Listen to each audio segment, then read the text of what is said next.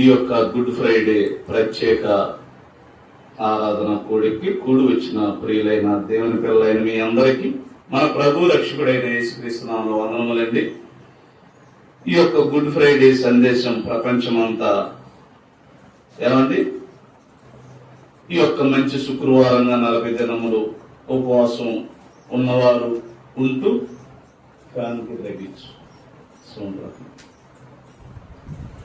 ఏమండి ప్రపంచమంతా యేసుక్రీస్తుల వారు పడిన శ్రమల గురించి, ఆయన పలికిన సిలువలో 7 మాటల గురించి ప్రతి సంవత్సరం తప్పనిసరిగా మనం అందరం తెలుసుకుంటూ ఉన్నాం. ఈ సంవత్సరం కూడా ఈ యొక్క మాటల గురించి మీతో పంచుకోవాలని సిద్ధపాటు కలిగి ఉన్నాం. జాగ్రత్తగా ఈ మాటలను మనం నెమరు వేసుకుందాం ప్రియమైన దేవుని వల్ల. అయితే ప్రియులారా, ఈ యొక్క యేసుక్రీస్తుల వారు పలికిన సిలువలో మాటలకే ప్రత్యేకంగా ప్రతి ఒక్కడు ప్రతి సంవత్సరం ఒక ఆచారంగా పాటిస్తున్నారు ప్రియమైన దేవుని వల్ల. అయితే ఒక విషయం మనం ఎప్పుడు గుర్తుపెట్టుకోవాలి, యేసుక్రీస్తుల వారు ఒక సిలువలో పలికిన మాటలే కాదు, యేసుక్రీస్తుల వారు పుట్టక ముందు కూడా ఆయన గురించి ఎన్నో ప్రవచనాలు ఉన్నాయి. పుట్టిన తర్వాత ఎన్నో ఆయన మాటలు పలికిన ఉపమానాలు ఉన్నాయి, ఎన్నో ప్రసంగాలు ఉన్నాయి, ఎన్నో ఆత్మీయ జీవితాన్ని మనలందరినీ దేవుళ్ళు నడిపించే ఎన్నో ప్రసంగాలు ఉన్నాయి. కానీ ప్రతి సంవత్సరం సాంప్రదాయంగా ఇలాగా గుడ్ ఫ్రైడే, ఈస్టర్, మట్టల ఆదివారం ఇలా సంవత్సరంలో ఒకసారి సెలబ్రేషన్ గా పండగగా క్రైస్తవం జరుపుకోవటం కొంత బాధాకరమైన విషయం. ఎందుకంటే ఒక సంవత్సరంలో 3 రోజులు 40 రోజుల్లో మాట్లాడుకునే కాదు కానీ దేవుని మాటలు ప్రతి దినం మన యొక్క ఆత్మీయ జీవితానికి బలపరుచుకునే అంశాలే దేవుని యొక్క మాటలు. ఆయన పలికిన ప్రతి మాట ప్రతి ఒక్కటి విలువైనదే, ఒక 7 మాటలే కాదు. అయితే ప్రియులారా, ఈ 7 మాటలే ప్రత్యేకంగా జనాలు ఎందుకు ఆకర్షిస్తున్నారు అని అంటే, మన జీవితాల్లో మనం గాని, మన తల్లిదండ్రులు గాని, లేదా మనకు అయిన వాళ్ళు గాని, బంధువులు గాని కొన్ని సందర్భాల్లో బాగులేనప్పుడు ఎట్లో చనిపోయే చివరి దినాల్లో కొన్ని మాటలు మాట్లాడతారు. అవి చాలా విలువగా ఉంటాయి. మీరు బాగా ఆలోచన చేయండి.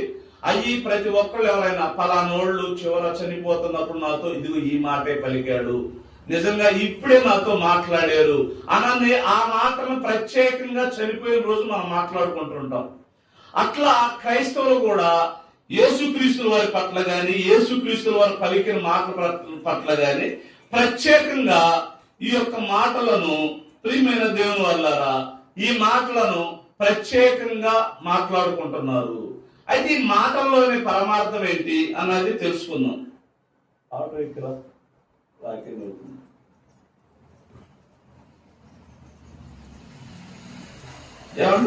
చూద్దండి, యేసుక్రీస్తు వారు సిలువలో పలికిన ఆ 7 మాటలు మన నిజ జీవితంలో, మన జీవితంలో ఎంతవరకు మనకు ఉపయోగపడుతుంది, ఎంతవరకు మనం వాటిని పాటించగలుగుతున్నాం అన్న విషయాలను మనం తెలుసుకుందాం ప్రియమైన దేవుని వల్ల.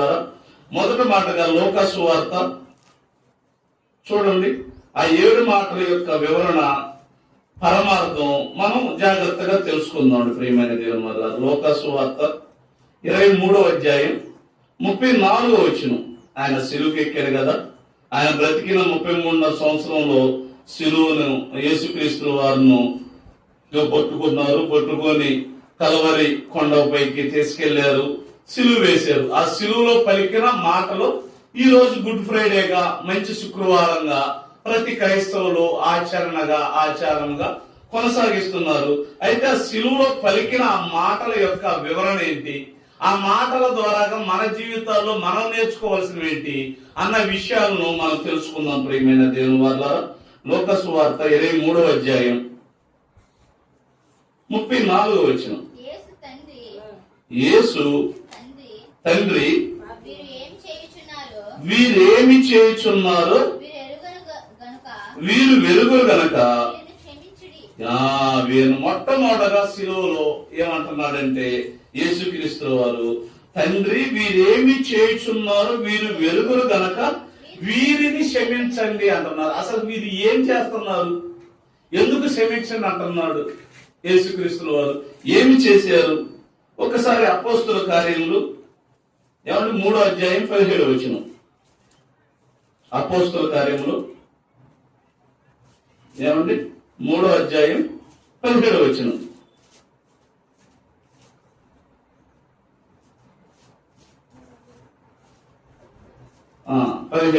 సహోదరులారా, మీరును మీ అధికారులను తెలియక చేస్తురని నాకు తెలియను.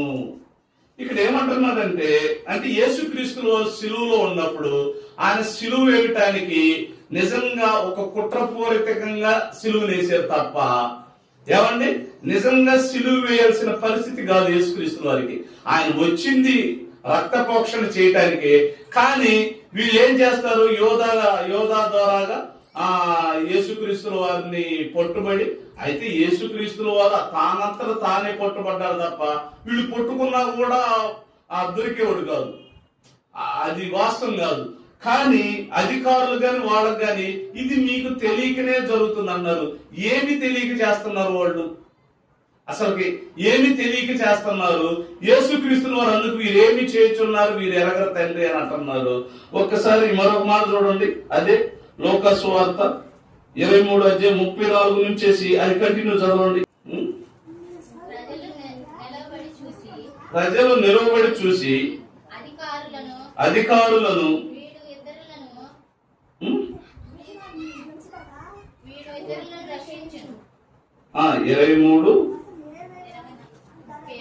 23:34 నుంచి యేసు తండ్రి వీరేమి చేస్తున్నారు వీరు ఎరుగురు గనక వీరిని క్షమించమని చెప్పాను. వారు ఆయన వస్త్రమును పంచుకొనుటకై షీట్లు వేసిరి. ప్రజలు నిలవబడి చూచుచుండిరి. అధికారులను వీడు ఇతరులను రక్షించెను, వీడు దేవుడు ఏర్పరచుకుని క్రీస్తు అయిన యెల్లా తనను తాను రక్షించుకునుడని అపహాసించిరి. ఏం చేస్తున్నారు వీళ్ళు? అపహాసిస్తున్నారు. ఏమని అపహాసిస్తున్నారు?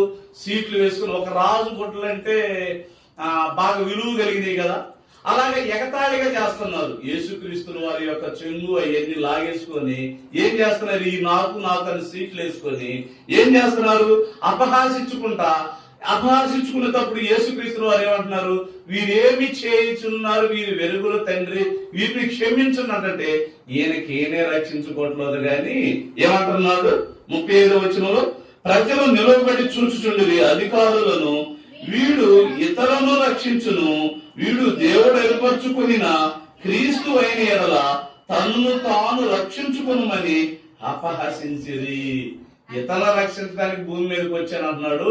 ఇప్పుడు ఈయన సిలువలో ఉన్నాడు కదా, ఈయనకి రక్షించుకోమన్నాడు. అసలు యేసుక్రీస్తుల వారు భూమి మీదకి వచ్చింది ఎందుకు? మనిషి పాపాలను తీసివేయడానికి. అయితే వీళ్ళు ఏమనుకుంటున్నారు? వీళ్ళకి తెలియక ఏమనుకుంటున్నారు తెలుసా? అసలు యోహాను సువార్త 16వ అధ్యాయం 3వ వచనం చదవండి. అక్కడ మనకు అసలు వీళ్ళు ఏమి తెలియక వీళ్ళు ఆ విధంగా మాట్లాడుతున్నారు. ఏమి తెలియక వాళ్ళు ఆ విధంగా చాలా మంది కొన్ని మాటలు తెలిసి తెలియని మాట్లాడుతుంటారు. చూడండి, గొడవల్లోనైనా ఎదుటి వాళ్ళ గురించి మనస్పర్ధల్లో అయినా అసలుకి వాళ్ళలో ఉన్న మంచితన గుణాలు గాని లేదా వాళ్ళలో ఉన్న ఎలాంటి గుణగణాలు తెలియకుండానే వాళ్ళు ఎలా మాట్లాడుకుంటారంటే ఉండే లేనట్టు, లేని ఉన్నట్టు, వీళ్ళు అలాంటి వాళ్ళు ఇలాంటి వాళ్ళు అని మాట్లాడుకుంటున్నట్టు. అసలు వీళ్ళు ఈ అధికారులు గాని వీళ్ళు గాని అక్కడ ఉన్న ప్రజలు గాని యేసుక్రీస్తుల వారంటే ఎవరన్న సంగతి వీళ్ళకి అర్థం కాదు. యోహాను సువార్త 16వ అధ్యాయం 3వ వచనం, వారు తండ్రిని నన్ను తెలుసుకొనలేదు గనుక ఇలాగ చేస్తున్నారంట. ఎలాగ చేస్తున్నారు? అసలు ఆయన వచ్చింది ప్రతి ఒక్కళ్ళ పాపాలు తీయటానికని, తను పంపిందే తండ్రి అయిన దేవుడని, ఈ భూమి మీదకి వచ్చి ప్రతి ఒక్క పాపాల నిమిత్తము ఆయన శిలువ త్యాగం చేశాడు అన్న సంగతి అధికారులకు గాని ఆనాడున్న ప్రజలకు గాని తెలియక ఏం చేస్తున్నారు? వీళ్ళు అపహాసం చేస్తున్నారు. నిన్ను నువ్వు రక్షించుకో అని అంటున్నారు. ఈనాడు కూడా అంతే కదా. ఈనాడు కూడా ప్రార్థనకి వెళ్ళే క్రైస్తవులు గాని విశ్వాసులు గాని సేవకులు గాని చూసేసి అపహాసం చేస్తుంటారు. తినటానికి తిండి ఉండదు కానీ న్యాయ పలుకులు పలుకుతారండి. న్యాయ పరుగులు పొందుతారండి. నిజంగా సంపాదించుకోవడం చేతగాక బైబిల్ కొట్టుకుంటున్నారండి. ఏంటోనండి, పనికి వెళ్తే పని చేయలేక ఉపవాస కూడికలని వెళ్తున్నారండి. ఇదిగో పని చేయలేక ఇంట్లో అక్కలు వెళ్తారని కోడళ్ళు ఇట్లా ఇంట్లో రకరకాల పని చేయబడిద్దని ప్రార్థనకి వెళ్తున్నారండి అని అపహాసం చేస్తుంటారు. తెలుసా, చాలా మంది చేస్తుంటారు. మన బంధువులైనా, మన ఇళ్ల మధ్యలో వాళ్ళైనా, లేదా పక్కన వాళ్ళైనా కూడా సహజంగా ప్రతి ఒక్కళ్ళు ఏం చేస్తుంటారు, ఇట్లా అపహాసం చేస్తున్నారు. ఆ రోజు కూడా అధికారులు వాళ్ళంతా యేసుక్రీస్తు వారిని ఏం చేస్తున్నారు, అపహాసం చేస్తున్నారు. అందుకంటున్నాడు ఏమని అంటున్నాడు ఏమండి. ఇంకో మాట కూడా చూడండి. 1 తిమోతి రాసిన పత్రిక 1వ అధ్యాయం చూడండి. 1 తిమోతి రాసిన పత్రిక 1వ అధ్యాయం. దేవుని మాటలు అర్థం కాక ఒకనాడు సమాజం యేసుక్రీస్తు వారు ఉన్నప్పుడే అపహసిస్తున్నారు. ఇప్పుడు దేవుని మాటలు అర్థమైనప్పటికీ మనమే తెలియకుండా అపహాస పాలైపోతున్నాం. ప్రియులారా చూడండి, 1 తిమోతి రాసిన పత్రిక 1వ అధ్యాయం 12-13 చదవండి.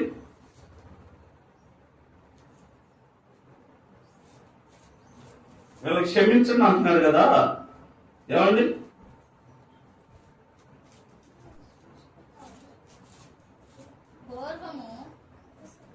మొదటి తిమోతి రాసిన పత్రిక 1వ అధ్యాయం 12-13 వచనాలు. మనం క్షమించండి అంటున్నాడు కదా. 1 తిమోతి రాసిన పత్రిక 1వ అధ్యాయం 12-13. పూర్వము అసలు ఎలా క్షమించ, ఇప్పుడు యేసుక్రీస్తు మాకు జాగ్రత్తగా గమనించండి. యేసుక్రీస్తు వారు ఏమంటున్నాడు, తండ్రి వీరు ఏమి చేయుచున్నారో వీరు వెరుగురు గనక వీరిని క్షమించండి అంటున్నాడు. అసలు ఈయన ఎవరన్న సంగతి అధికారులు కానీ ఆనాడున్న సమాజానికి అర్థం కాల. ఎందుకు అర్థం కాదు? క్రీస్తు ఎవరో అర్థం కాల, తండ్రి క్రీస్తుని పంపారన్న మాట ఎవరికి అర్థం కాలేదు. అయితే వీరిని క్షమించండి అంటున్నాడు కదా. ఎలా క్షమించబడతారో ఆ మాట చదువు. ఇప్పుడు చదువు 12-13. ఎలా క్షమించబడతారో మనం ఒకలా తెలిసి తెలియక ప్రార్థన బాప్తిసం తీసుకున్నప్పుడు దూషించిన ప్రార్థనకు వెళ్ళే వాళ్ళని కానీ లేకపోతే సమాజాన్ని కానీ వాళ్ళని క్షమించే అర్హత ఉన్నదా లేదన్నది ఈ మాట గారు చూద్దాం. చదవండి, ఇప్పుడు చదవండి. పూర్వము దోషకుడును హింసకుడును హానికరుడు అయిన నన్ను తమ పరిచర్యకు నియమించిన నమ్మకమైన వానిగా ఎంచినందున నన్ను బలపరిచిన మన ప్రభువైన క్రీస్తు యేసుకు కృతజ్ఞతుడనై ఉన్నాను. తెలియక అవిశ్వాసము వలన చేసితిని గనక కనికరింపబడితిని. పౌలు గారు యేసుక్రీస్తు వారి యొక్క పరిచారకుడు, యేసుక్రీస్తు వారు ఎంపిక చేసుకున్న చివరి అపోస్తుడు అయిన పౌలు గారు పూర్వం ఎలాంటి వాడంట, దోషకుడంట. ఇంకా ఎలాంటి వాడు అంటున్నాడు ఏమండి, పూర్వం నేను దోషకుడును హింసకుడును హానికరుడును. అయితే 3 విషయాలు ఉన్నాయంట ఆయనలో. మనకు కూడా ప్రభువుని నమ్ముకోక ముందు ఎన్నో విషయాలు ఉంటాయి కదా. తెలిసి తెలియకుండా బూతులు తిట్టేస్తాం, తెలిసి తెలియకుండా బంధువులు హింసిస్తా ఉంటాం, తెలిసి తెలియకుండా భార్యను కొట్టేవాళ్ళు ఉన్నారు. ఏది ప్రార్థన నమ్ముకోక ముందు. నేను కూడా ఇంతవరకు మన వాళ్ళు అంటుంటారు కదా, రాధాని కొట్టడం ఎవరు చూడలేదు అంటారు. ఇప్పుడైతే మీరు చూడలేదు. ప్రార్థనకి సేవకుడుగా ప్రార్థనలో రాకముందు చిత్రాన్ని నేను కూడా కొట్టేవాడిని. అది అంతకుముందు తెలుసు. అంటే మన ప్రవర్తన అంతా మారిపోవాలన్నమాట. ప్రభువులోకి వచ్చిన తర్వాత మన జీవితమే ఎదుటి వాళ్ళకి కానీ సమాజానికి కానీ ఒక గుణపాఠంగా ఉండాలి. ఏంటి వీళ్ళు దేవుని నమ్ముకున్న తర్వాత వీళ్ళ స్థితి మారిపోయింది, దేవుని నమ్ముకున్న తర్వాత వీళ్ళలో ఏంటి ఎంత మార్పు వచ్చింది అంటే, దేవుని సన్నిధికి రావటం వలన కూడా దేవుని మాటలు వినటం కన్నా కూడా ఆ మాటలు హృదయంలో దాచుకొని మనం ఎక్కడ ఉపయోగించాలో అక్కడ ఉపయోగించగలగాలి. ఏమండి, ఈయన పౌలు గారు కూడా అప్పుడు హింసకుడు, దూషకుడు, హానికరుడు. ఎవరిని చేశాడు? క్రీస్తును నమ్మిన క్రైస్తవుని హింసించేవాడు, దూషించేవాడు, హింసించేవాడు. అలాంటి ఆయన్ని క్షమించబడ్డాడా? క్షమించబడ్డాడు. యేసుక్రీస్తు వారు నమ్మాడు, యేసుక్రీస్తు వారి నామంలో బాప్తిసం తీసుకున్నాడు. తీసుకున్న తర్వాత దేవుని కొరకు తర్వాత నేను క్రీస్తును పోలి నడుచుకున్న ప్రకారం మీరును నన్ను పోలి నడుచుకోండి అన్న స్థితికి వచ్చేసాడు. అంటే క్షమించబడ్డాడా? యేసుక్రీస్తు శిలువలో పలికిన మొదటి మాటలోని అర్థం ఎన్ని కోణాల్లో ఉందో చూడండి. అసలు ప్రతి మాట ఆయన మాట ఒక కొత్తదనం అండి. ప్రతి మాట నువ్వు రోజు చదువుకో ఒకే వచ్చిన కొత్తగా కనపడతా ఉంటది. నువ్వు రోజు విని మాట అంత కొత్తగా ఉంటది. కానీ మనం దేవుని మాటలకి అంతగా ఆలోచించలేదు.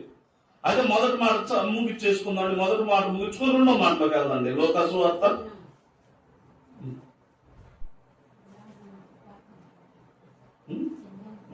చేస్తుంది. ఒకసారి లోకాసు వార్త 23:34 వచ్చింది చదువు. యేసు తండ్రి మాట అది ఎట్లా చదవాలి? ఫస్ట్ కానీ చదువు. తండ్రి అది ఫస్ట్ బాగా చదవాలి. అది వైనంగా చదివితే గానీ ఆ మాట బాగరాదు. లోకాసు వార్త 23:34 వచ్చిన. తండ్రి వీరు ఏమి చేయుచున్నారో వీరు ఎరుగురు కనుక వీరిని క్షమించండి. అంటే వాళ్ళు ఏమి ఎరగలేదు. తండ్రి ఎవరు, కుమారుడు ఎవరు, తండ్రి పంపగా క్రీస్తు వచ్చాడని అధికారులు తెలియదు. సిలువ వేసే విషయం కూడా అంత కుట్రపూరితంగా జరిగింది. అయినప్పటికీ సిలువలో ఆయన ఏమేమి మాటలు చెప్పాలనుకున్నాడో అన్ని మాటలు చెబుతున్నాడు. తర్వాత సిలువలో ఆయన పలుకుతున్న మొదటి మాటలో తండ్రి వీరేమి చేయుచున్నారు, వీరు వెలుగురు గనక వీళ్ళకి తెలిసి ఉండలేదు గనక వీరిని క్షమించు. ఎలా క్షమించబడ్డారో పౌలు గారి యొక్క సందర్భాన్ని మీకు వివరించా. ఇది మొదటి మాటలోనే ఒక అర్థం. ఒక రెండో మాట చదువుకుందాం చూడండి. లోకాసు వార్త 23వ అధ్యాయం. లోకాసు వార్త 23వ అధ్యాయం రెండో మాట. యేసుక్రీస్తు వారు పలికిన 7 మాటలో మొదటి మాట అర్థం తెలుసుకున్నాము. రెండో మాట చూడండి. లోకాసు వార్త 23వ అధ్యాయం తీసేరా 43.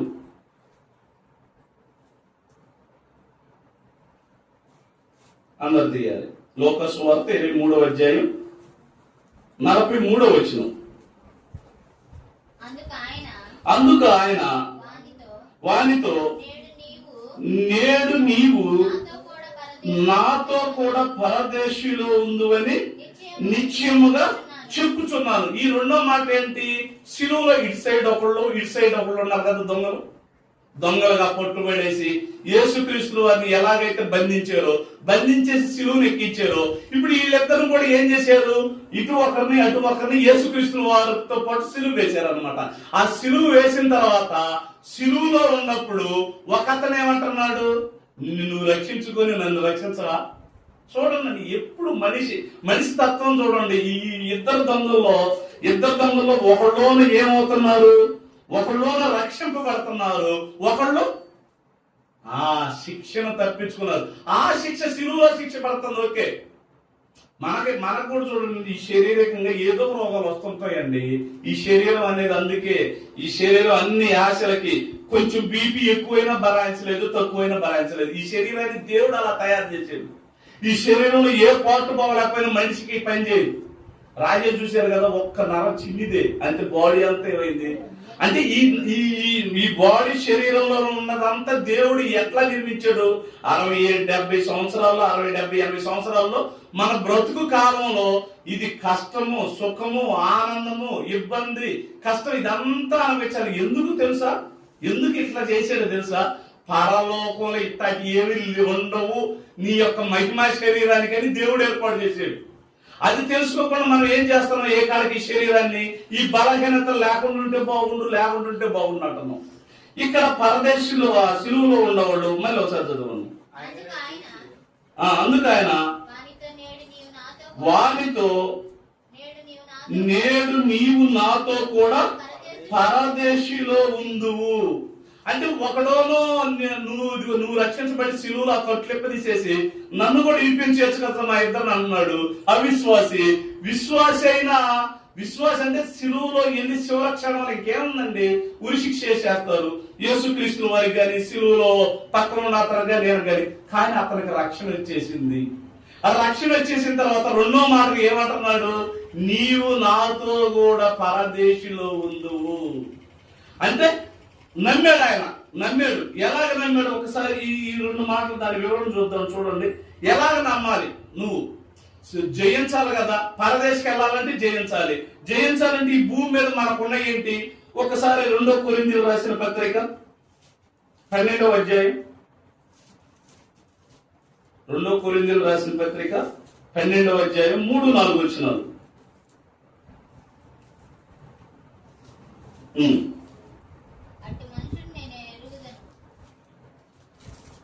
3-4 వచనాలు. అట్టి మనుషుని నేను ఎరుగుదును, అతడు పరదేశంలోనికి కొనిపోబడి వశింప శక్యము గాని మాటలు వినెను, ఆ మాటలు మనుషుడు పలకకూడదు. అతడు శరీరముతో కొనిపోబడును, శరీరము లేక కొనిపోబడును. నేను ఎరుగుదును, అది దేవునికే తెలియను. అంటే యేసుక్రీస్తుల వారు శిలువలో ఉన్నప్పుడు అప్పుడు పరదేశకి వెళ్ళాలా, గుర్తుపెట్టుకోండి. అప్పటికి యేసుక్రీస్తుల వారు పరదేశకి వెళ్ళాలా, చనిపోయిన తర్వాత కదా శరీరం విడిచి ఆత్మ వెళ్ళిపోయింది. కానీ అప్పటికి పరదేశం వెళ్ళక ముందే నిజంగా శిలువలో దంగ నమ్మాడు. నమ్మిన వెంటనే ఏమన్నాడు? ఇక నీ మరణం ఎంత తథ్యం కదా, నీవు నాతో కూడా పరదేశంలో విశ్రాంతి పొందే స్థలంలో ఉంటావని యేసుక్రీస్తుల వారు అతనితో చెప్పేలేకే అతను ఆనందపడ్డాడు. ప్రియమైన దేవుని వల్ల మరొక మాట చూడండి, ప్రకటన. నువ్వు ఎలాగ జయించాలి? పరదేశకి వెళ్ళాలంటే నువ్వు ఎలాగ జయించాలి? ఆ జయించాల్సిన మాట కూడా ప్రకటన గ్రంథం 2:7 చెబుతున్నాడు. చూడండి, ప్రకటన గ్రంథం 2:7 వచనాలు. చెవి గలవాడు ఆత్మ సంగములతో చెప్పుచున్న మాట వినుగాక, జయించిన వానికి దేవుని పరదేశిలో ఉన్న జీవవృక్ష ఫలములు భుజింపనిత్తును. అంటే జయించాలన్నమాట. నువ్వేం జయించాలి? నేను చాలా సార్లు చెప్పాను, చాలా సార్లు అక్కడ ఉన్నప్పుడు చెప్పాను. జయించాలి. ఏం జయించాలి? ఈ లోకంలో నువ్వు అత్తను జయించాలి, కోడలు జయించాలి, బిడ్డలు జయించాలి. బిడ్డలు వీళ్ళంతా ప్రయోజకులు. ఇదంతా మనిషికి ఏంటంటే, మనిషి బ్రతుకులో మన పుట్టిన బిడ్డలను ఎక్కదీయాలి, ఇది ఒకటి జయించాలి. ఇది ప్రతి ఒక్కరు చేసేది. పుట్టిన వాళ్ళకి పెళ్లి చేయాలి, ఇది జయించాలి. ఎన్ని డబ్బులతో కూడినాయి కదండి, ఇవి జయించాలి. ఇందులో మళ్ళీ శరీరంతో అనారోగ్యాలు వస్తాయి, ఈ శరీరంతో పనులు చేయాలి. ఈ శరీరం తర్వాత మన బిడ్డలకు మళ్ళీ బిడ్డలు ఏమండి ఏమి సముదాయించాలి. ఇవన్నీ ఎవరి చేతిలో ఉంటాయి? పెళ్లి అయితే ఒక రోజుతో అయిపోద్ది, బంధువులు వస్తారు, చేస్తారండి, అంతా అయిపోద్ది. కాకపోతే పిల్లల కన్నా తల్లిదండ్రులు ఏం చేస్తారు? నిజంగా ఈ విషయాల్లో మొన్న ఒక తల్లి వేరే చోట ఇక్కడ భార్య భర్తలు ఇడిపోతే వెళ్ళారు చాలా దూరం, మారేళ్ళ వాళ్ళు, మా సహోదరులు అయితే కొన్ని సంవత్సరాల పాటు వాళ్ళు విడిపోయి ఉంటుంటే, అన్నయ్య మీరు వస్తే వింటదేమని అని వెళ్ళిన తర్వాత 2 బిడ్డలు కలిగారండి. ఒక బిడ్డను అప్పుడు కన్నది, ఇంకొక బిడ్డ గర్భిణీతో ఉంది, అప్పుడు వెళ్ళిపోయింది ఇంటిని విడిచి వెళ్ళిపోయిన తర్వాత కనీసం 3-4 సంవత్సరాలు అవుతుంది. ఆమె మళ్ళీ ఉద్యోగం కూడా. చాలా మంది అనుకుంటే ఉద్యోగంలో ఉన్నవాడు గర్విష్ఠులండి, డబ్బులు ఉంటాయనండి. 3-4 సంవత్సరాలు ఏమైనా తెలియని వాళ్ళు అయితే అనుకోవచ్చు. అట్లా ఆ అమ్మాయికి ఎన్ని మాటలు చెప్పినా కూడా రేపు వస్తాను, ఎల్లుండి వస్తాను అంది. మళ్ళీ ఇక్కడ ఉద్యోగం చేస్తున్నది పెదనాన్నోడు ఊరు పక్కన, పాపిరెడ్డిపాలెం అవతలేదో ఊరు, ఆ ఊరిగా చేస్తుంది. మళ్ళీ మొదలుతుంటే పాప అతను బిడ్డలు చూసుకోవాలని, నా భార్య నాతో ఉంటే బాగుండని. ఏమి లేదు, అత్తా గోడలు కుదరకనే అందుట్లో వెళ్ళిపోయింది. ఎన్నన్నా చెప్పండి, ఎన్నన్నా మనిషికి ఏంటంటే జయించాలండి, అన్ని జయించాలి. అది క్రైస్తవులైన మనమే ఓర్పు సహనంతో జయించాలి. ఓర్పు సహనంతో జయించడట ఒకళ్ళు ఓర్చుకోవాలి, ఒకళ్ళు తిడుతున్నా ఒకళ్ళు ఓర్చుకోవాలి. మనకి ఏదన్నా భోజనాలు పెట్టకపోయినా సరే, ఏం నా బిడ్డలు నాకు బాగానే పెడుతున్నారని మంచిగా చెప్పడమే, అంతే. చేసిగలిగింది ఏం లేదు. ఎందుకంటే వాళ్ళకు కూడా తృప్తి కలిగేటట్టు మనం మాట్లాడాలి. ఇక్కడ ఏమంటున్నాడు? జయించాలి. ఏం జయించాలి? ఎట్ట మరణం జయించగలిగిన వాడు యేసుక్రీస్తుల వారని నమ్మాడండి. నీవు నాతో పరదేశిలో ఉంది అని ఊరకనే కాదు, పరదేశం ఉంది అని నమ్మటం తేలికైన విషయం కాదు. ఆయన చివరి చనిపోతాడు. ఏంటి ఈయనలాగా? ఇదిగో ఆయన ఎట్లా చనిపోయాడు, ఈయన కూడా నిన్ను రక్షించుకోవచ్చు అనొచ్చు. కానీ ఒకడోనో శిక్షించబడ్డాడు, వెళ్ళి నరకంలో పడ్డాడు, మరొక అతను పరదేశిలో ఉన్నారు. అంటే ఈ 2వ మాటలు అర్థమైంది. నేడు నీవు నాతో కూడా పరదేశిలో ఉందని ఒక దొంగతో శిలువలో పలికిన మాట, ఆ మాటలో సువార్త పోయింది, అతను రక్షించబడ్డాడు. ఎంత గొప్ప విషయం చూడండి. శిలువలో కూడా సువార్త చేయడం అంటే యేసుక్రీస్తులో పుట్టకే సువార్త, చనిపోయి తిరిగి లేచినప్పుడు దేవుని మాటలు, దేవుని సువార్త. ఆయన శిలువలో మరణం పొందేటప్పుడు కూడా దేవునికి ఒక ఆత్మ రక్షించాలనే ఆశ చూడండి. మనకుండదండి. మనకి ఇప్పుడు చుట్టుపక్కల ఉండండి, ఏ విషయాల పెళ్లిళ్ళలోనైనా దినాలైనా చూడండి, ప్రార్థన పెట్టుకుంటారు కానీ వాక్యం వినదు, వాక్యం వినపడదు. కానిండి కానిండి కానిండి, భోజనాల టైం అవుతుంది అంటారు. అక్కడ పెళ్లిళ్ళు అంతే, దినాల్లో అంతే, పుష్పాలంకరణ అంతే, పుట్టినరోజుల అన్నిటిలో అంతే. భోజనం టైం అవుతుంది, కానిండి కానిండి కానిండి అని నేను చేసేది. టయానికైతే భోజనం తినాలి, టయానికైతే వాక్యం అనకూడదు. చూడండి, 3వ మాట చదువుకున్నాను. 2 మాటలు. మొదటి మాట, తండ్రి వీరేమి చేస్తున్నారు, వీరు ఎరుగురు కనుక వీరిని క్షమించండి. 2వ మాట, నేడు నీవు నాతో కూడా పరదేశంలో ఉందని సిలువలో ఆయనతో పాటు సిలువను ఎక్కిన ఆయనకి యేసుక్రీస్తుల వారు 2వ మాట అన్నమాట సిలువలో. 3వ మాట చదువుదండి. యోహాను సువార్త, ఏమండి, యోహాను సువార్త 19వ అధ్యాయం.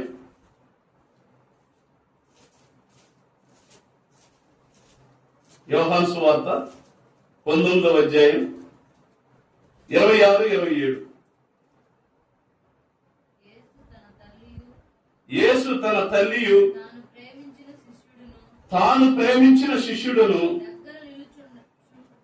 దగ్గర నిలుచుండుట చూచి, అమ్మా ఇదిగో నీ కుమారుడని తన తల్లితో చెప్పిన ఈ 3వ మాటలోనే బాధ్యత అండి.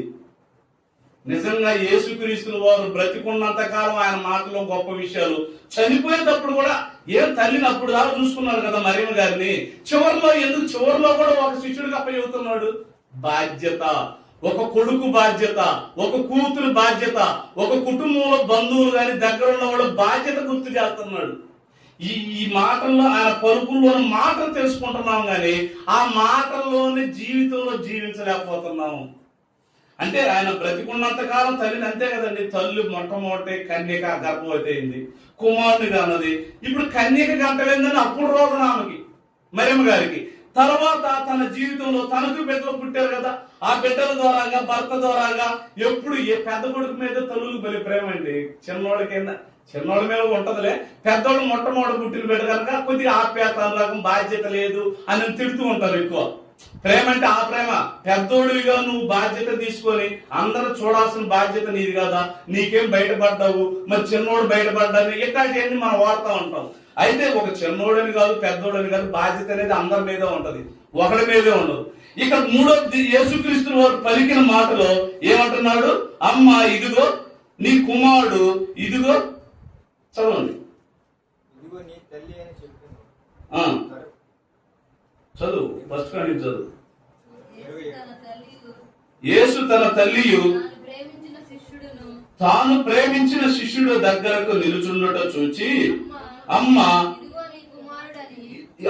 ఇదిగో నీ కుమారుడని తన తల్లితో చెప్పెను. తర్వాత శిష్యులు చూచి, ఇదిగో నీ తల్లి అని చెప్పెను.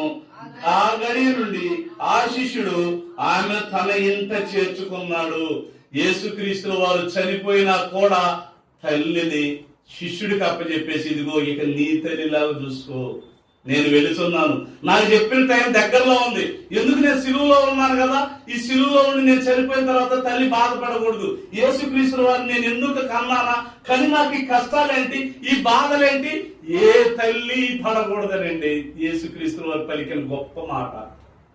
కానీ ఇవాళ ప్రతి తల్లుల్ని బిడ్డలు హింసించేవాడు, ప్రతి తల్లి బిడ్డల ద్వారా రోగం పడేవాళ్ళు ఎవరు ఒక్కడు, ఇదిగో ఉండేవాళ్ళు లేదు, చిన్నోళ్ళు లేదు, పెద్దలు, ప్రతి ఒక్కరు ఏదో విషయంలో అండి, ఏదో విషయంలో బాధపడేవాళ్ళు బిడ్డల వల్ల. ఎందుకు? కన్నీ పెంచి వాళ్ళకి అంత ముద్ద పెట్టడానికి, అంత చూపించడానికి. ఏమన్నా నష్టం ఏంటండి? భార్యలు ఏమన్నా దెయ్యాలా? ఎక్కువ చూస్తుంటారండి, దొంగలండి. నిజంగా ఎక్కడోళ్ళు అంటే కుమారులు నా భార్య అంటారు, వస్తుందే భార్య మీద ఒక పెట్టి డబ్బులు దాచి పెట్టుకుంటారు చాలా మంది. నిజం, చాలా వాడు కూడా మనుషులే కదండి, కోడలు మనుషులు కదా, మనుషులే. కానీ ఈ కొడుకులు ఏం చేస్తుంటారు? కోడల మీద అబద్ధం చెబుతుంటారు. దేవుని నమ్మిన పిల్లలు చాలా జాగ్రత్తగా ఉండాలండి. ఇవన్నీ జయించాలండి, ఇవన్నీ జయించాలి. మనం బ్రతికున్నప్పుడుగా కోడలు, తల్లి, బిడ్డలు వీళ్ళే అర్థం చేసుకోకపోతే పక్కనోడు ఎక్కడ పెడతాడు, పక్కనోడు ఎక్కడ చూస్తాడు, పక్కనోడు ఎంత మన బాధ భరాయిస్తాడు. ఒక డాక్టర్ మన బాధ భరాయించాలంటే నీ డబ్బులు కట్టాలి, తెలుసా? ఒక కిడ్నీలు పోయింది. ఇప్పుడు చూడండి ఎన్ని బాధలు ఒక్కొక్కరు జీవితం. నేను అప్పుడప్పుడు అనుకుంటాను, ఈ అవయవాలు ఏది పాడైపోయి మంచాలు పెడతామో మనకు తెలియదు కదా అని అనుకుంటాను నేను.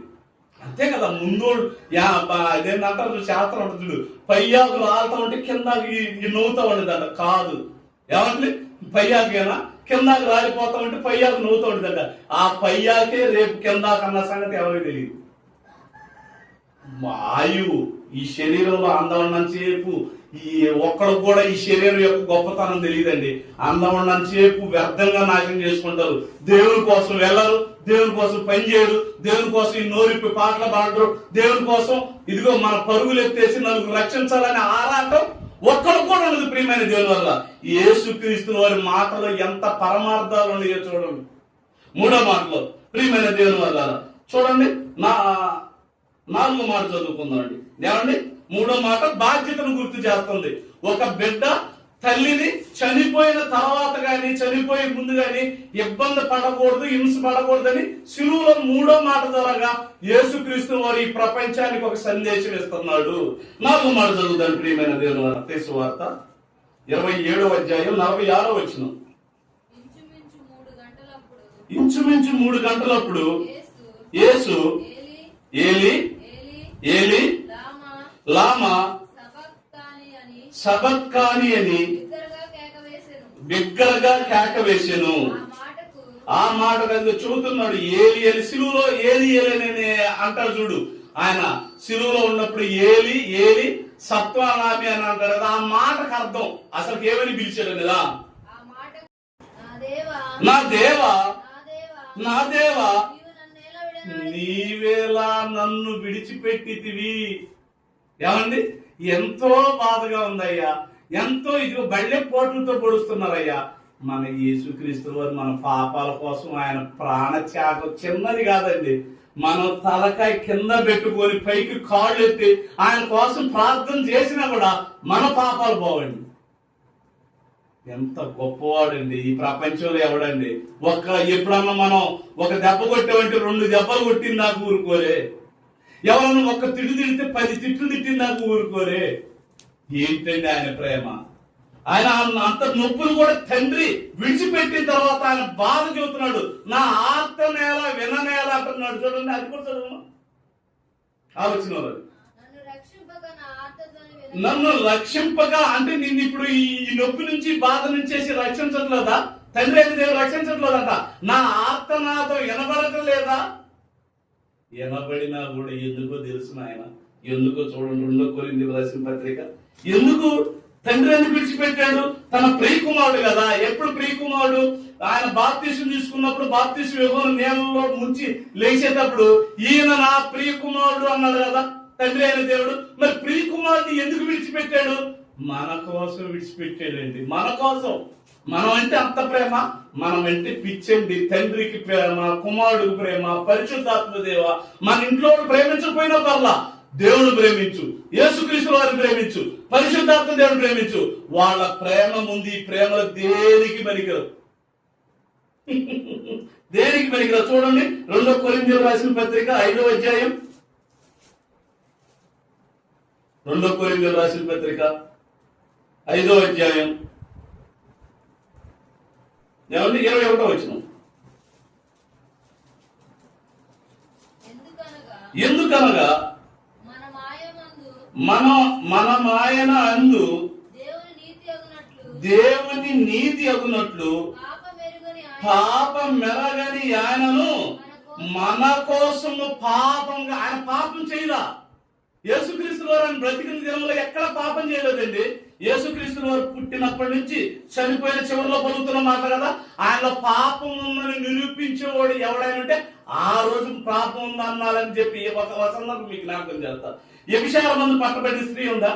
అప్పుడు పట్టబడి వేసేసి ఉన్న తర్వాత యేసుక్రీస్తు వారి మీద పాపం మోపాలని చెప్పేసి జనం వచ్చేస్తారు. ఇదిగో వ్యభిచారం మందు పట్టబడిన ఈ స్త్రీని తీసుకొచ్చాం, మోసే ధర్మశాస్త్రం ద్వారాగా ఈమె రాళ్ళతో కొట్టి చంపాలి, నువ్వేం చెబుతావు మనిషి కుమారుడా అని అంటారు. అప్పుడు ఆయన ఏదో రాసుకుంటూ ఏమంటాడు తెలుసా? మీలో పాపము లేని వాళ్ళు మొదట రాయండి అంటాడు.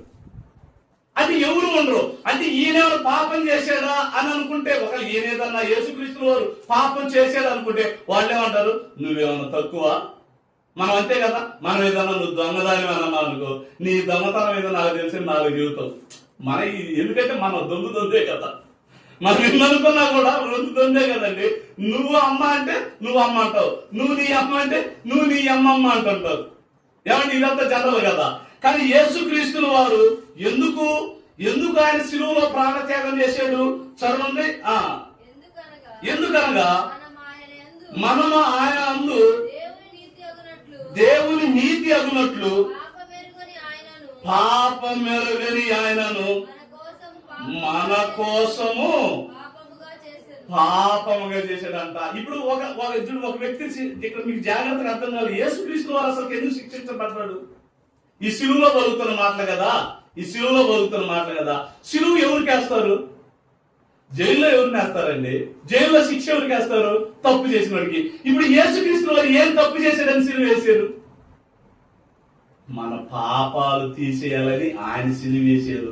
ఆయన శిలువపై చేయబడింది శిక్ష అనుభవిస్తుంది ఎవరి కోసం తెలుసా? ఈ ప్రపంచంలో ఉన్న మానవాళికి శాపముగా, శిక్షకుడుగా ఆయన అనుభవించాడు. ఎంత గొప్పమయుడో చూడండి. కరుణమయుడు అంటారు చూడండి. కరుణమయుడు అంటే ఆయన్నే అనాలి, దయామయుడు అంటే ఆయన అనాలి, కృప చూపించేవాడు అంటే ఆయన అనాలని. ఇంక ఎవరికి దక్కదండి అది. ఎవరిని అంటానికి వీలు లేదు. ఎందుకంటే అంత దయ, అంత కరుణ, అంత ప్రేమ చూపించిన వాళ్ళు ఎవరు ఉండారండి? ఎవడూ లేడు. యేసుక్రీస్తు వారు తప్ప ఈ భూ ప్రపంచంలో చూపించిన ప్రేమ, దయ, కరుణ ఈ భూప్రపంచంలో ఎవడూ లేడు. ఇది ముద్ద రాసి పెట్టుకోవాలి మన గుండెల మీద. ఏమండి ఇంకా మాట చదవండి. ఎందుకనేది చదవండి. ఇది ఈ ప్రవచనం గలతీయులకు రాసిన పత్రిక చదవండి. గలతీయులకు రాసిన పత్రిక 3వ అధ్యాయం.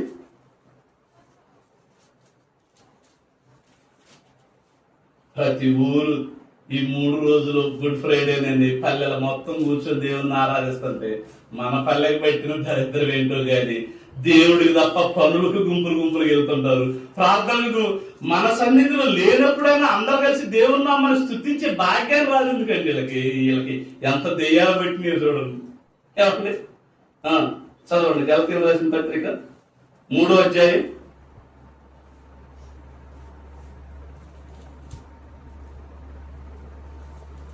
13-14. ఆత్మను గూర్చిన వాగ్దానము విశ్వాసం వలన మనకు లభించినట్లు అబ్రహాము పొందిన ఆశీర్వచనము క్రీస్తు యేసు ద్వారా అన్యజనులకు కలుగుటకై క్రీస్తు మన కోసం శాపమై మనలను ధర్మశాస్త్రం యొక్క శాపము నుండి విమోచించును. ఇందును గూర్చి మాను మీద వేలాడిన ప్రతి వాడును శాపగ్రస్తుడని రాయబడి మన కోసం ఆయన నింద భరించాడంట. మాను మీద వేలాడి తీసే ప్రతి ఒక్కళ్ళు ఎవరు? శాపగ్రస్తుడు. ఈయన ఎందుకు శాపగ్రస్తుడు అయ్యాడు? మన పాపాల కోసం ఆయన శాపగ్రస్తుడిగా మారిపోయాడు. ఇది 8వ మాట. 4వ మాట అర్థం. 5వ మాట చదువుకుందండి. ఏమండి ఇంకెన్ని 3 మాటలు ఉండి 3 మాటలు చదువుకొని ముగిచ్చేసుకుందాం, కంగారు పడకుండా. 5వ మాట చదువుకున్నాడు. యోహాను సువార్త 19వ అధ్యాయం. అంటే ఇవాళ దినం ఇది రోజుకు ఒక మాట మనం చెప్పుకోవాలి ప్రతిరోజు. వాస్తవంగా ఈ 40 రోజుల్లో ఒక 10 రోజులు ఒక దాని గురించి, ఒక 10 రోజులు ఒక దాని గురించి, ఒక 10 రోజులు ఒక దాని గురించి, 40 రోజులు దేవుని గురించి, కనీసం సంవత్సరంలో 40 రోజులు దేవుని కోసం కేటాయించి మన కాడున్న దగ్గరలో ఎక్కడైనా సరే కూర్చి మనం దేవుని గురించి తెలుసుకోవాలి. అది రైతులు ఏదో సమయం. కానీ ఎవరో దేవుని మాటలకు అంతగా ప్రయారిటీ ఇవ్వట్లేదు. చదవండి 5వ మాట. యోహాను సువార్త 19వ అధ్యాయం 28వ వచనం. అటు తరువాత సమస్తము అప్పటికి సమాప్తమైనది యేసు ఎరిగి లేఖనము నెరవేర్చినట్లు. 5వ మాట ఏది? నేను దప్పికొనుచున్నాను. అసలు మనకి ఇంతసేపు మాట్లాడితే నాకు వాటర్ అవుతుంది, మీకు కూడా ఈ ఎండలు చూస్తుంటే మంచిగా అవుతుంది. యేసుక్రీస్తు వారు సిలువలో అసలు ఆయన ప్రతి రక్తబొట్టు కారుతూ శిక్షిస్తూ మళ్ళీ మాట్లాడుతూ ఆయన ఇమ్యూనిటీ అంతా ఆయన భారం అంతా పోతుంది కదా. నీకు మాట్లాడుతూ ఉన్నాం అనుకో, మనలో ఉన్న ఇమ్యూనిటీ అంతా పోతుంది తెలుసా. బీపీ లేని వాళ్ళకి బీపీ పెరిగిపోతుంది తెలుసా మాట్లాడితే. ఏమండి అంటే ఈ మాట ఏందనుకుంటున్నాం, మనలో ఉన్న పవర్, మనలో ఉన్న శక్తిని ఇది కుంగదీసేసిద్ది అనమాట. యేసుక్రీస్తు సిలువలో ఏలాడుతూ, ఓ పక్క తల్లిని చూస్తూ, ఓ పక్క సిలువు పైన ఉన్న దొంగను చూస్తూ, ఓ పక్క వాళ్ళు శిక్షిస్తున్నా కూడా చూస్తూ, మళ్ళీ ఏమంటున్నాడు, దప్పిక అవుతుందంట పాపం. కాదా? ఎందుకు అవదండి? చిన్న చిన్న 4 మాటలు మాట్లాడితే, లేదు 4 గొడవలు మాట్లాడితే మనకు దప్పిక అవుతుంది. ఎండలకు ఎత్తికి ఇక్కడ నుంచి బయటకు నేను తిరిగి ఎండకెళ్తే అన్ని మంచినీళ్ళు తాగాలనుకుంటాం. కానీ యేసుక్రీస్తు వారు దప్పిక అవుతుంది అని అన్నాడంటే ఎంతగా శిక్షించుంటారండి, ఎంతగా బాధించుంటారండి. ఎందుకోసం తెలుసా? ఆయన అంత బాధ దప్పికొని, అంత బాధ కోసం, నీ కోసం, నా కోసం, ఈ ప్రపంచం కోసం. ఎవరు చూడండి కీర్తన గ్రంథం, అది ఎప్పుడో చూడండి ఒకసారి. కీర్తన గ్రంథం 69వ అధ్యాయం 21వ వచనం. కీర్తన గ్రంథం 69వ అధ్యాయం 21వ వచనం.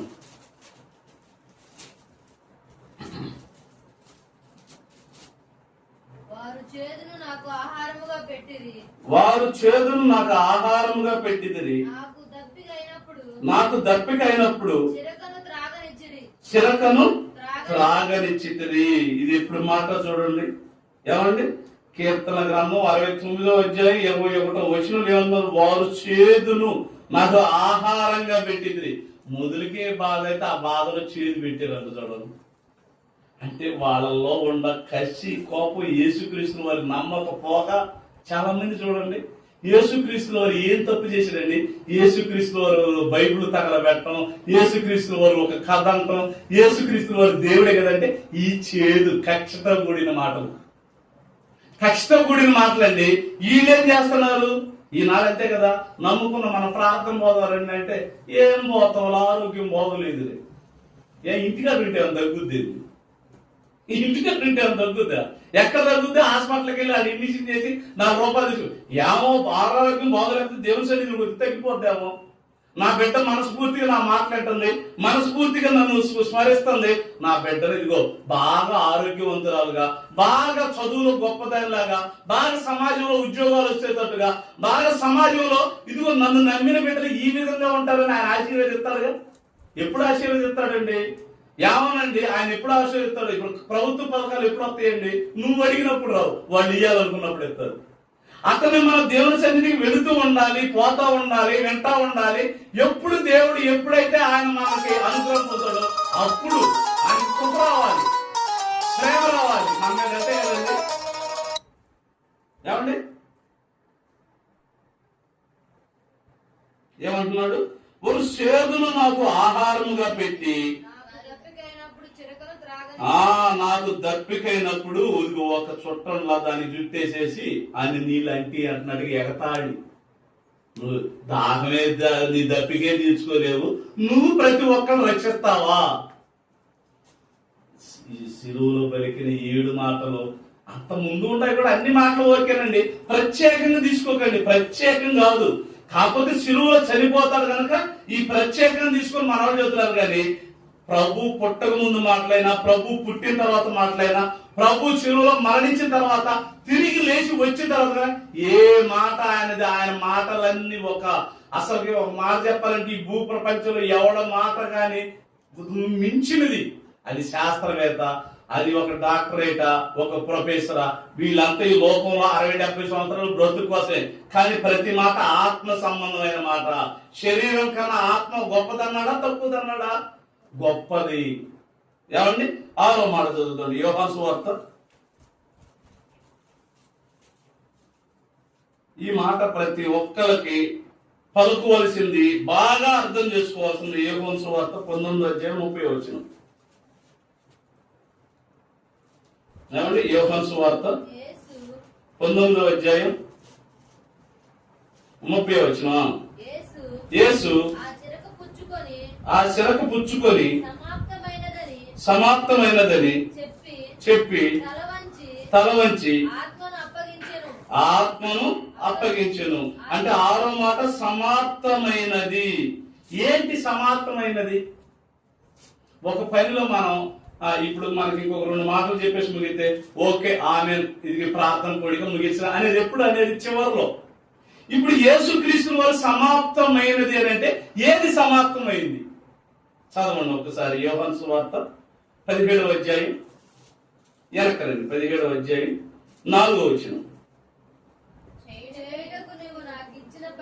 చేయుటకు నీవు నాకిచ్చిన పని నేను సంపూర్ణముగా నెరవేర్చి భూమి మీద నిన్ను మహిమ పరిచితిని. చేయుటకు తండ్రి పనిచ్చాడు. చేయుటకు మనకు కూడా పనికి ఇచ్చింది. దేవుని పనికే మనం పుట్టించింది. దేవుని పనికే మనం పంపించింది భూమి మీదకి.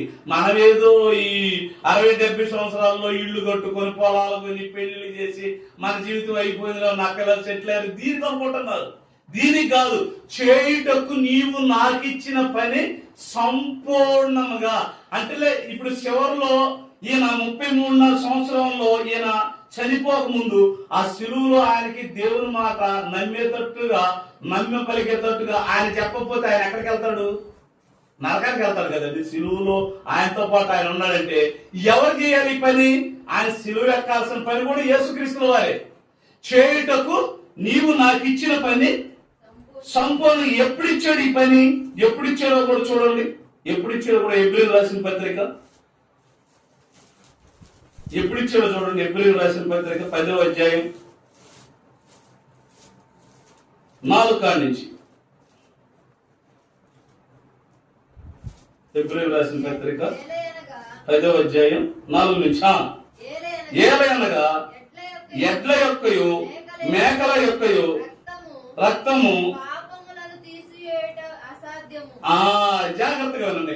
ఇక్కడ జాగ్రత్తగా వినండి. మీరు బాబాయ్ నిద్రపోబాక. చివరికి వచ్చాం. చివరిలో అన్నా విను.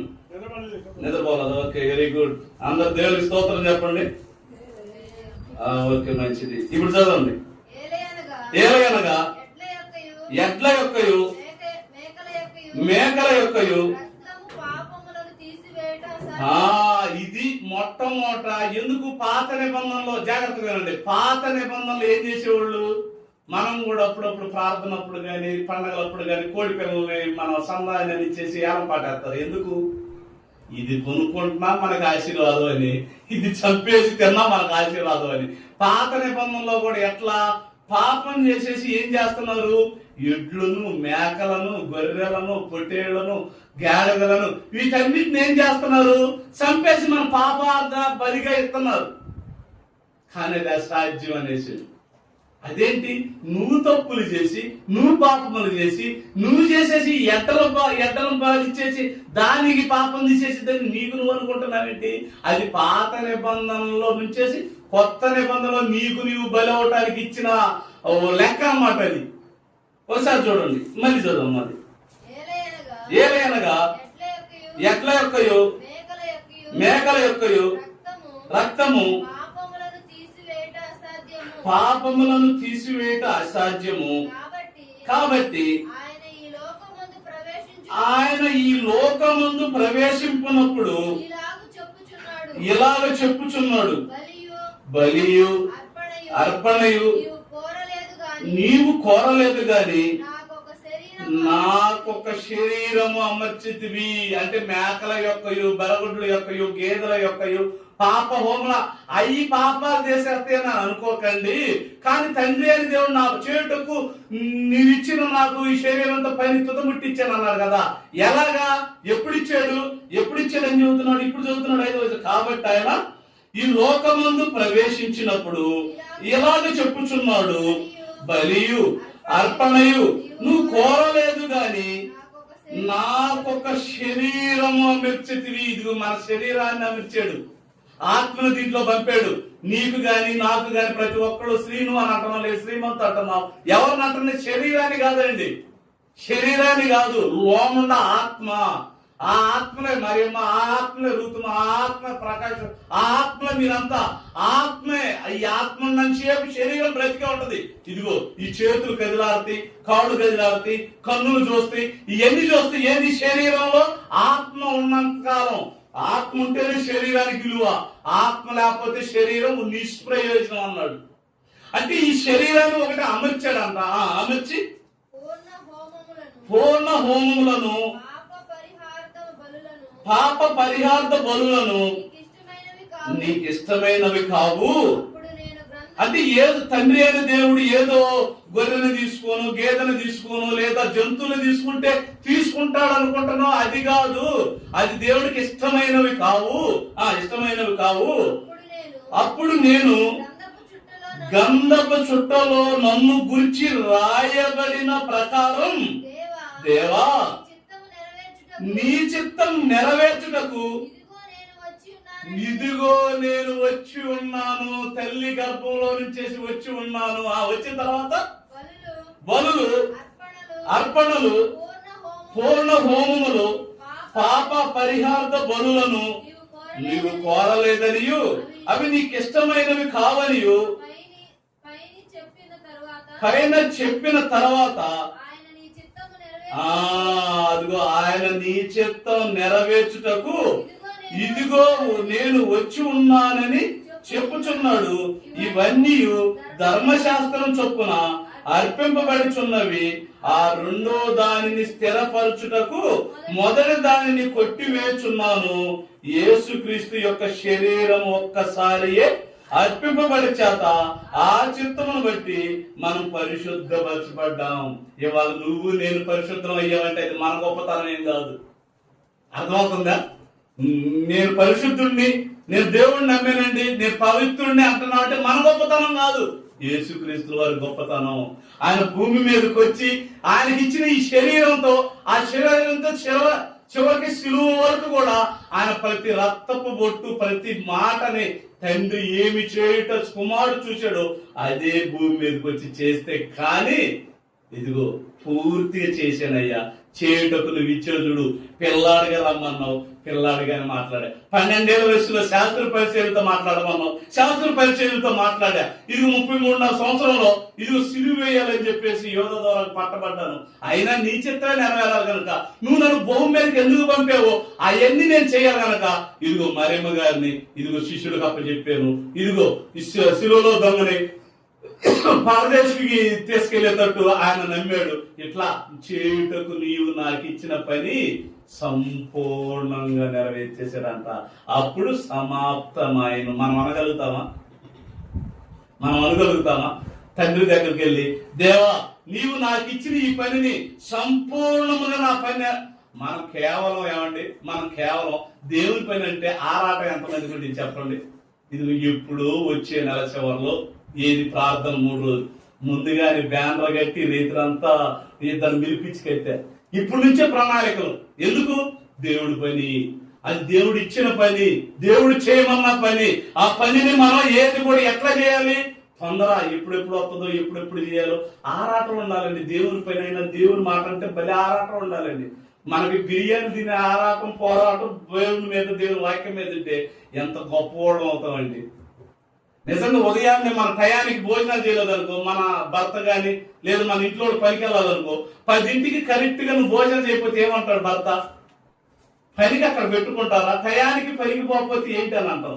మరి దేవుని యొక్క సన్నిధి ఏమంటే ప్రతి పల్లెలో ఇవాళ అసలు నేను ఎక్కడ ఆటో తిప్పుతుంటా కదా, ఎక్కడ కనండి మన గుడిపోడు వెళ్ళాము, అశోక్ వాళ్ళు చాలా చక్కగా మేము అకస్మాత్తుగా వెళ్ళినా సరే 20 మంది కూర్చున్నారు. మళ్ళీ అమ్మని రేపు ఆదివారం ఉంది అయినప్పటికీ వేరే కార్యక్రమం వచ్చి బ్రేక్ చేసాం. రాయనవతల, తోడుకోడు, కళ్ళగుంట, కలవకూరు. ఏమండి నాకు తెలిసిన బంధువులు ఎవరో మా ఇంట్లో వాళ్ళు అవసరం లేదు, నాకు తెలిసిన మొహ వెలుగుల వాళ్ళైనా రా అంటే వెళ్ళిపోతా. అక్కడ ఎంతమంది కూర్చున్నారు నాకు అనవసరం. ఇవాళ ఏమనుకున్నాను, నా భార్య నా పిల్లల వరకు కూర్చున్నా కొనసాగిద్దాం, మనం ధర్మం తప్పకూడదు. దేవునికి ఇచ్చావు, మీరు 10 మంది ఇచ్చారు, సంతోషం. మిగతా వాళ్ళు అయినా సంతోషమే. మనం ఏం చేస్తాం? మీకు రావాల్సింది ఇన్ని మాట్లాడుతున్నప్పుడు మీకేం వస్తుంది? ఆనందం, దేవుని వాక్యం, కొంతన్నా బ్రతకాలని ఆలోచన వస్తుంది కదండి. ఇప్పుడు చెప్పిన 7 పలుకుల్లో ఒక్క పలుకన్నా మీరు ఉదయం పడలేదంటారా? పడుద్ది, 7 పడతాయి. ఏమండి చివరిగా చూడండి, ఏమంటే 6వ మాట అయిపోయింది, 7వ మాట చదువుకొని ముగించేసుకుందామండి. లోకా సువార్త 23వ అధ్యాయం.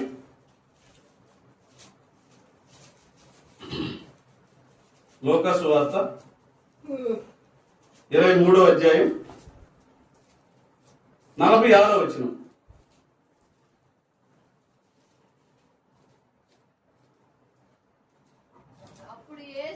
అప్పుడు యేసు గొప్ప శబ్దంతో కేక వేసి తండ్రి తండ్రి నీ చేతులకు నా ఆత్మను అప్పగించున్నాను. ఆయన చేసిన పని అయిపోయింది కదా. ఏమన్నా ఒక బేలు పనికి వెళ్తారు, సంవత్సరం మాట్లాడుకుంటారు. సంవత్సరం మాట్లాడుకున్న తర్వాత ఆ పని అయిపోయిన తర్వాత ఏం చేస్తారు?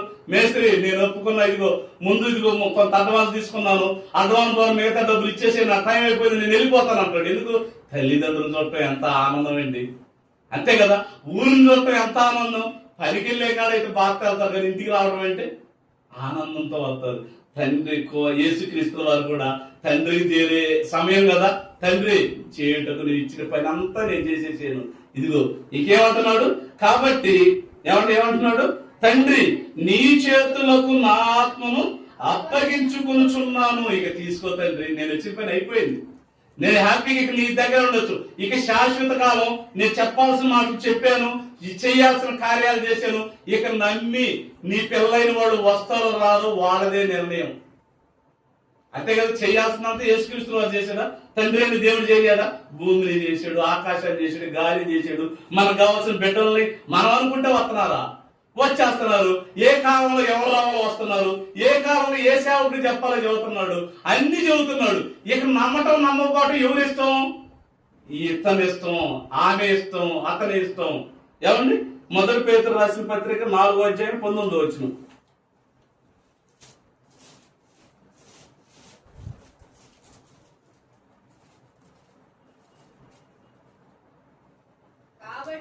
కాబట్టి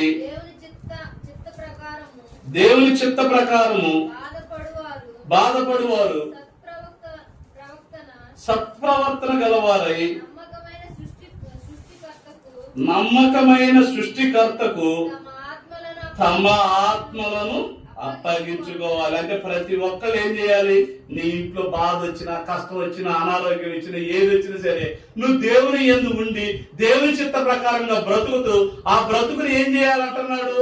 ఆ బ్రతుకును ఒక యేసుక్రీస్తు వారు ఎలాగైతే తన ఆత్మను అప్పగి చెప్పుకున్నాడో, స్టిఫెన్ కూడా ఏమంటాడు? తన ఆత్మ కుడిపాశానున్న యేసుక్రీస్తు వారు చూసి తన ఆత్మను అప్పచెప్పేసుకున్నాడు. మనం కూడా మనం చనిపోయేటప్పటికి, మనం నిద్రించేటప్పటికి మన ఆత్మను మన సత్త ప్రవర్తన ద్వారా కంటున్నాడు. ఏమంటున్నాడు? కాబట్టి దేవుని చిత్త ప్రకారము బాధపడవారు. జాగ్రత్త వినండి, దేవుని చిత్తానుసారం బాధపడాలంట, మన చిత్తం కాదు. తిరిగి తాగి గందరగోళం ఉండి అనారోగ్యం వచ్చి దేవుడు నాకేం మేలు చేయలేదులే, దేవుడు అంటే అలాంటి చేస్తున్నాడు, వాళ్ళకి చేస్తున్నాడు, ఏదో చేస్తున్నాడు, నాకేం మేలు చేయలేదు, నిందలైకంలో ఉండాలి. సత్ ప్రవర్తన, సత్యము గుర్చిన ప్రవర్తన. సత్ అంటే సత్యం, ప్రవర్తన అంటే నీ ఆత్మీయ జీవితం, నీ శరీర జీవితం. ఏమంటున్నాడు? కాబట్టి దేవుని చిత్త ప్రకారం బాధపడేవాడు. నువ్వు దేవుని చిత్త, ఒక యోబు గారు ఉన్నారు, ఆయన బాధపడింది ఎవరి కోసం? కష్టం. దేవుడు కాడ ఆ అపవాది ఆజ్ఞని తీసేసుకొని ఏం చేశాడు? దేవుని చిత్త ప్రకారంగా బాధ. అంటే మన జీవితాలు దేవునిలో బ్రతుకుతూ, దేవుని కోసం బ్రతుకుతూ, దేవుని నమ్మి మన బిడ్డలు దేవునిలోకి తీసుకొచ్చే విధంగా మన ఆత్మీయ జీవితం ఉన్నదనుకో, ఏమంటున్నాడు తెలుసా? నువ్వు అప్పగించుకునే టైం నీకు బాగా ఇస్తాను అంటున్నాడు. ఏమంటున్నాడు? కాబట్టి దేవుని చిత్త ప్రకారంగా బాధపడువారు సత్త ప్రవర్తన గలవారై నమ్మకమైన సృష్టికర్తకు తమ ఆత్మలు అప్పగించుకోవాలి.